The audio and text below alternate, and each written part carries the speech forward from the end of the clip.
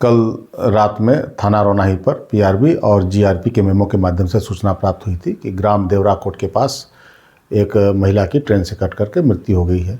इस सूचना पर पीआरबी तथा स्थानीय पुलिस मौके पर पहुंची थी तथा शव की शिनाख्त संजू वाइफ ऑफ शिवा के रूप में हुई थी, जो कि घटनास्थल से करीब 2 किलोमीटर दूर करेरू गाँव की रहने वाली थी। जो है शव को कब्जे में लेकर आवश्यक विधिक कार्रवाई की जा रही थी, तभी एक सूचना और प्राप्त हुई कि इस महिला का नवजात शिशु था जो कि नहीं मिल रहा है।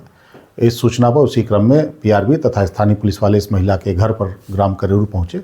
वहां पाया कि इस महिला का घर बाहर से ताला लगा हुआ था। स्थानीय ग्रामवासियों की मौजूदगी में जब ताला तोड़ करके अंदर प्रवेश किया गया तो वहां पर इस मृतका संजू के पति का शव पड़ा हुआ था, जिसका नाम शिवा है।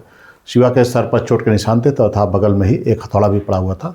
वहीं उसके पास ही नवजात शिशु भी था, जिसको उसके परिजनों की सुपुर्दगी में दिया गया था। जो है इस पूरे घटनाक्रम की जांच के दौरान ये तथ्य प्रकाश में आया कि ये दोनों पति पत्नी थे और इनका लगभग 1 साल पूर्व विवाह हुआ था।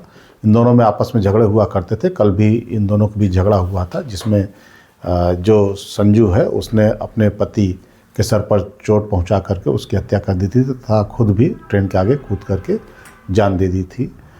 इस पूरे प्रकरण की पुष्टि इस बात से भी होती है कि मृतका के पास एक सुसाइड नोट मिला है, जिसमें उसने इस पूरी घटना का जिक्र किया है तथा उसके पति और परिजनों द्वारा सताने का भी आरोप लगाया है।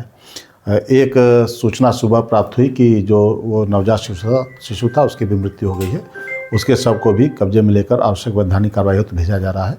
इस पूरे घटनाक्रम की उसके परिजनों से तहरीर लेकर के आगे सुसंगत धाराओं में अभियोग पंजीकृत करते हुए आवश्यक वैधानिक कार्रवाई की जा रही है।